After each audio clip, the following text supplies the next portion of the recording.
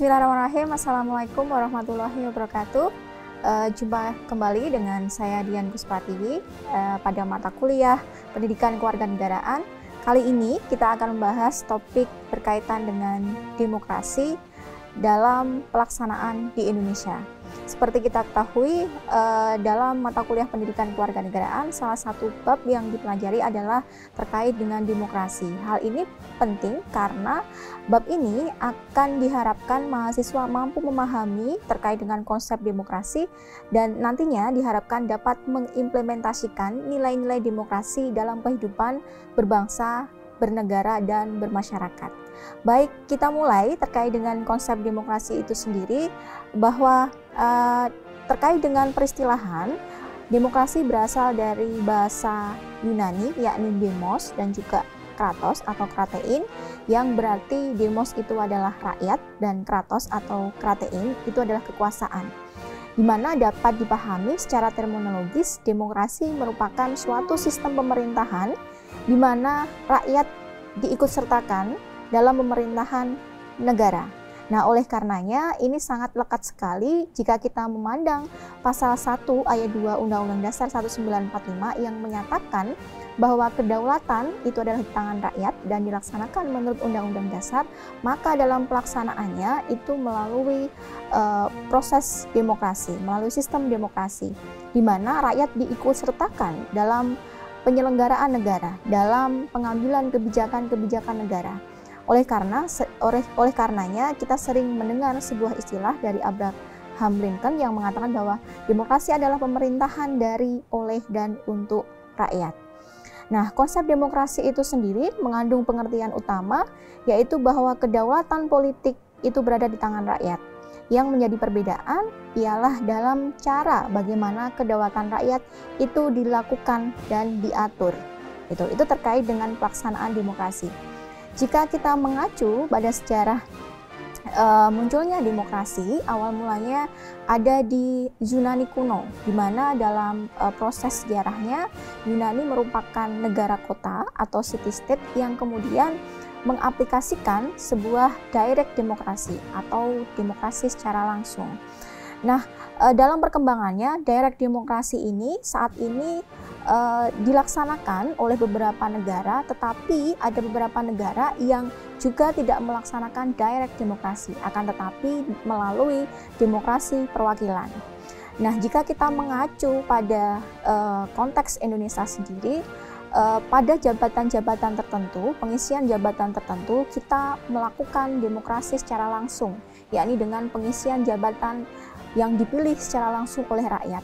Akan tetapi dalam pengambilan kebijakan, kita melalui demokrasi perwakilan, yakni para lembaga representatif kita yang duduk di lembaga perwakilan, yakni DPR, DPD, kemudian DPRD, dan para representatif kita yang duduk di pemerintahan sebagai bagian dari proses pemerintahan dari rakyat, oleh rakyat, dan untuk rakyat. Maka rakyat pun ikut serta berpartisipasi dalam pemilihan langsung, sehingga bisa dikatakan orang-orang yang duduk dalam pemerintahan pun itu merupakan wakil rakyat di dalam pemerintahan.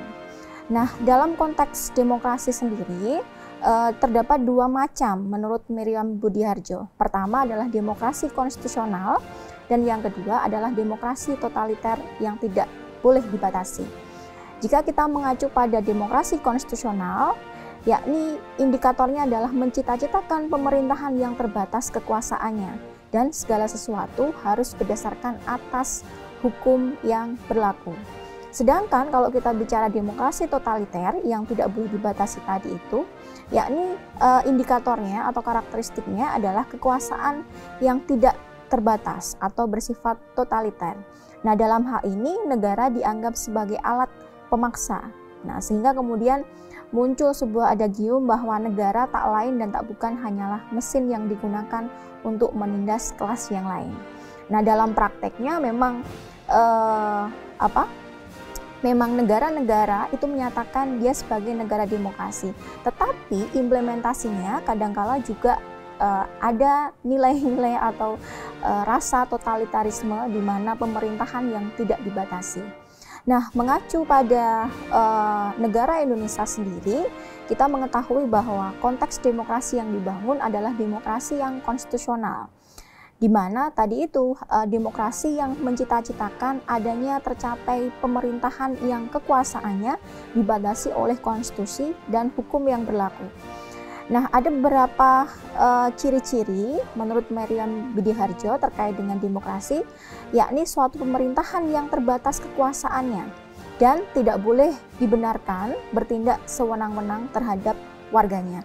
Hal ini tentu saja akan ada aturan-aturan yang bersumber dari konstitusi maupun hukum yang berlaku untuk membatasi kekuasaan yang dimiliki oleh pemerintah atau negara.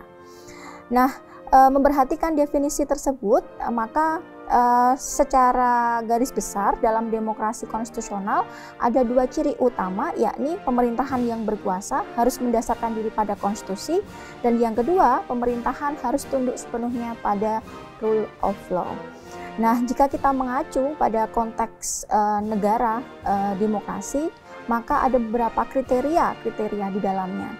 Menurut Robert A. Dahl, ada beberapa kriteria, diantaranya adalah adanya pejabat yang dipilih, kemudian pemilu yang bebas dan fair, kemudian hak pilih yang mencakup semua, terus kemudian ada hak untuk menjadi calon suatu jabatan tertentu, kemudian adanya kebebasan mengungkapkan diri secara lisan dan tulisan, adanya informasi alternatif, dan yang terakhir adanya kebebasan membentuk asosiasi. Ini yang menurut Robert A. Dahl itu merupakan kriteria sebuah negara yang demokrasi. Selain itu, pendapat yang berbeda juga disebutkan oleh Frans Marcistuseno yang mengatakan bahwa negara demokrasi itu setidaknya ada beberapa unsur.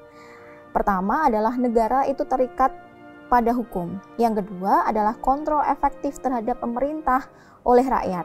Yang ketiga, adanya pemilihan umum yang bebas. Dan yang keempat, ada prinsip mayoritas. Dan yang terakhir, adanya jaminan terhadap hak-hak demokratis. Mengacu pada kriteria-kriteria yang telah disampaikan oleh kedua sarjana tadi, maka kita bisa menyatakan bahwa Indonesia setidaknya memenuhi beberapa kriteria-kriteria tersebut. Apalagi kalau kita lihat partisipasi rakyat dalam penyelenggaraan pemerintahan itu sangat luar biasa sekali partisipasinya, terutama dalam pelaksanaan pemilihan umum.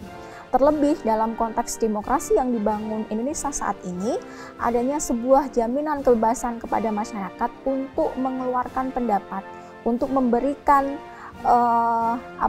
pemikiran-pemikiran terhadap hal-hal yang bersinggungan dengan pemerintahan. Dan kontrol pemerintah oleh rakyat pun sangat luar biasa ada dalam penyelenggaraan demokrasi di Indonesia. Nah, mengacu pada pelaksanaan demokrasi yang ada, setidaknya ada beberapa faktor penentu tegaknya demokrasi. Pertama, yakni negara hukum, dan yang kedua, yakni masyarakat madani, dan yang ketiga, yakni berkaitan dengan infrastruktur politik, dan yang keempat, yakni pres yang bebas dan bertanggung jawab. Jika kita mengacu pada faktor penegak demokrasi yang pertama terkait dengan negara hukum, maka negara hukum ini tidak dapat terlepaskan dari penyelenggaraan demokrasi. Mengapa? Karena demokrasi sendiri esensinya juga harus berdasarkan pada aturan hukum yang ada.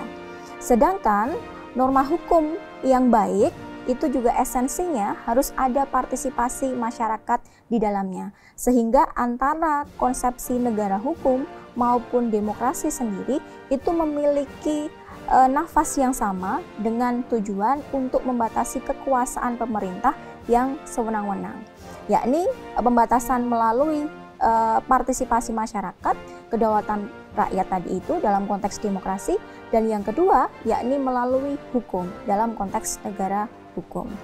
Yang kedua, faktor penentu yang kedua yakni masyarakat madani. Masyarakat madani atau kita kenal dengan civil society dapat diartikan sebagai masyarakat yang dicirikan sebagai masyarakat yang terbuka, bebas dari pengaruh tekanan negara dan kekuasaan, kritis dan berpartisipasi aktif serta bagian integral dari penegakan demokrasi. Nah, inilah yang merupakan salah satu faktor penegak demokrasi dalam penyelenggaraan demokrasi di Indonesia. Sehingga kalau kita mendudukkan diri sebagai bagian dari masyarakat madani, maka peran serta masyarakat dalam penyelenggaraan negara dan pemerintahan itu sangat luar biasa besar. Karena berpartisipasi aktif dalam penyelenggaraan negara merupakan esensi dari proses demokrasi. Faktor yang ketiga, yakni infrastruktur politik. Dalam infrastruktur politik juga dapat mendukung tegaknya demokrasi.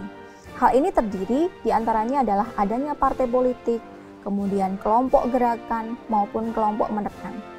Jika kita mengacu pada konteks Indonesia, partai politik tentu tidak dapat terlepas dalam proses demokrasi. Apalagi kalau kita bicara infrastruktur politik yang berupa partai politik ini dalam segala pengisian jabatan negara, pemerintahan selalu berhubungan dengan partai politik. Mulai dari pengisian jabatan presiden, pengisian jabatan DPR, pengisian jabatan kepala daerah, dan lain sebagainya. Nah, oleh karenanya peran partai politik sangat luar biasa besar dalam proses demokrasi, sehingga kedewasaan demokrasi yang dibangun di Indonesia juga harus dibarengi dengan kedewasaan partai politik dalam penyelenggaraan demokrasi yang ada. Jangan sampai seharusnya partai politik menjadikan sebuah wadah bagi masyarakat untuk berperan serta dalam penyelenggaraan negara yang lebih baik, akan tetapi malah terjadi sebaliknya. Maka proses pendewasaan demokrasi yang ada dalam Indonesia juga memerlukan peran serta pendewasaan partai politik. Faktor yang keempat, yakni pers yang bebas dan bertanggung jawab. Pers merupakan pilar keempat dalam penegakan demokrasi dan juga dalam proses demokrasi di Indonesia. Salah satu peranan pers yakni sebagai penyedia informasi bagi masyarakat yang berkaitan dengan berbagai persoalan baik dalam kaitan dengan kehidupan kenegaraan dan pemerintahan maupun yang berkaitan dengan kehidupan masyarakat. Oleh karenanya, pers lebih ditekankan berposisi pada sifat independensi yang bebas menyebarkan informasi dan pendapat, tetapi pers juga dituntut untuk bertanggung jawab dalam proses penyebaran informasi tersebut. Nah, oleh karenanya, jika kita mengacu pada beberapa faktor-faktor penegak demokrasi ini menjadikan sebuah sarana bagi kita semua dalam konteks negara demokrasi agar lebih bisa membangun negara yang demokrasi dan berdasarkan kedaulatan rakyat. Demikian materi yang bisa saya sampaikan. Terima kasih. Wassalamualaikum warahmatullahi wabarakatuh.